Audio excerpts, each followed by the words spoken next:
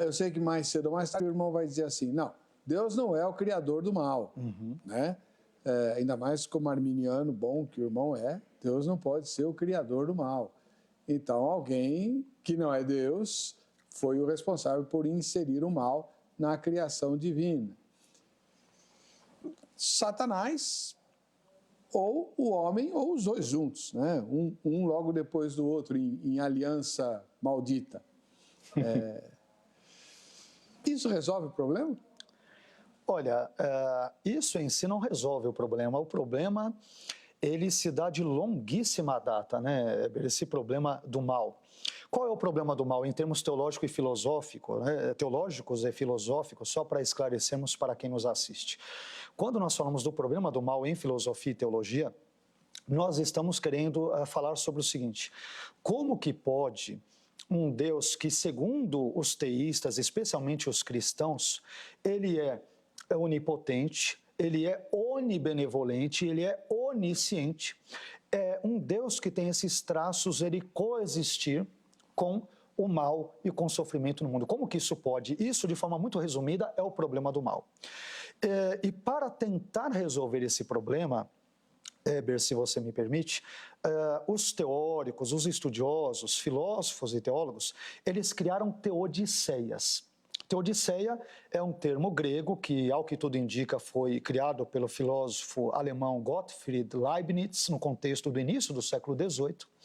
E a palavra teodiceia vem da junção de duas palavrinhas gregas, theos, Deus, de que? Justiça. Isto é, resumindo, teodiceia é uma referência a toda a tentativa racional que existe no sentido de tentar conciliar tanto a existência de um Deus todo-poderoso, todo-conhecedor, todo-amoroso, com o mal e sofrimento no mundo. Então, são tentativas humanas, racionais, intelectuais de explicar como essas duas coisas que parecem que não fecham, não batem, podem coexistir.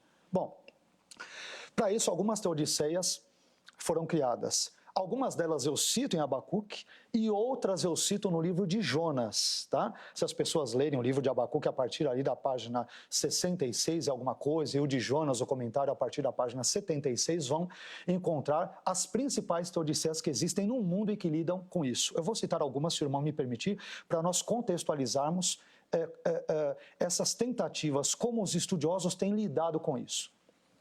A primeira teodiceia, que é a mais óbvia, e o irmão já a citou, apesar de não mencionar o nome, é a chamada teodiceia do livre-arbítrio.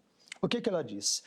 O mal em geral presente no mundo, ele é resultante do mau uso da liberdade, quer por anjos inicialmente, daí um anjo bom que a tradição chamará de Lúcifer e depois é chamado de Satanás ou diabo, e que experimenta a queda, e no contexto terreno, Adão, que também faz mau uso da sua liberdade e acaba arrastando não somente ele mesmo, mas toda a humanidade nesse contexto. Então é a teodiceia do livre-arbítrio. O mal, no sentido geral, existe como mau uso da liberdade dos anjos e dos homens. Eu diria que eu estou muito bem alinhado nessa perspectiva e eu, talvez ao longo do programa, eu tentarei demonstrar, tentarei explicar que, em geral, os males, em última análise, no mundo, eu estou usando aqui males, tanto me referindo ao mal moral, o mal que ele é resultado de uma ação deliberada de um homem, de um ser humano praticada contra si mesmo ou contra o outro, assaltos, roubos, furtos, pedofilia, corrupção, e também males naturais, tufões, furacões, tsunamis, maremotos, terremotos e assim por diante. Então, todos esses males, e a filosofia quem os classifica entre males morais e naturais, em última análise, nós podemos remetê-los na sua origem ao mau uso da liberdade de anjos e homens. Então, ponto. Uma segunda teodiceia, que ajuda em partes, mas não totalmente, eu diria que a teodiceia do livre-arbítrio já é mais feliz, embora talvez não seja perfeita, é a teodiceia educativa. Ela vai dizer, o mal é pedagógico, né? O mal nos ensina uma série de coisas boas e lições que nós não aprenderíamos apenas com o bem. Então, o mal tem muitos aspectos pedagógicos, só que esse tipo de resposta não soluciona todo o problema.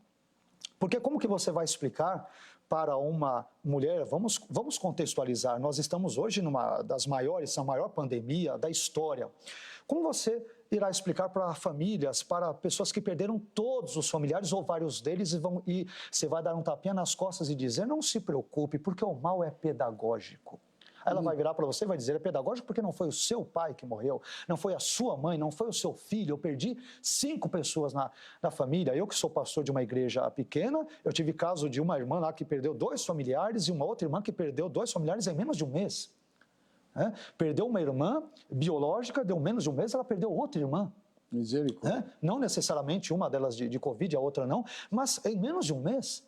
E essa pandemia tem, infelizmente, proporcionado essa triste experiência. Pessoas que perdem mais de um familiar. Não só por ela, né? Exato. Nós tivemos aqui uma pessoa conhecida que perdeu a mãe porque ela estava se tratando de câncer na fase final do tratamento e o tratamento foi interrompido por causa da pandemia. E ela morreu de câncer. Perfeito. Então, é triste, mas então essa teodiceia educativa ela é complicada porque que tipo de pedagogia a pessoa que morreu do mal teve, se ela morreu? Então, ela não atinge todos os itens. Uma terceira teodiceia, Heber, ela é chamada teodiceia escatológica ou teodiceia de recompensa. E ela diz o seguinte, olha, todos os males e bens praticados neste mundo ainda terão a sua devida recompensa no futuro. Isso, todos os cristãos creem nisso. Mas, de novo, ainda não resolve totalmente o problema. Mas e aqueles caras que cometeram crimes de colarinho branco? A gente está repleto de exemplos no nosso contexto, sobretudo brasileiro. O sujeito vive até 80, 90 anos, com saúde. Mas na vida por vir ele pagará. Mas e nessa vida? Então, cria aquela situação. Mas depois nós temos uma outra teodiceia, que é a chamada teodiceia adiada. Ela é um subproduto da escatológica ou de recompensa. Ela vai dizer o seguinte, no porvir nós saberemos o porquê, a razão de todos os males e sofrimentos, quer em contextos morais ou naturais, terem sido permitidos por Deus. Não resolve muita coisa, porque eu estou sofrendo aqui agora.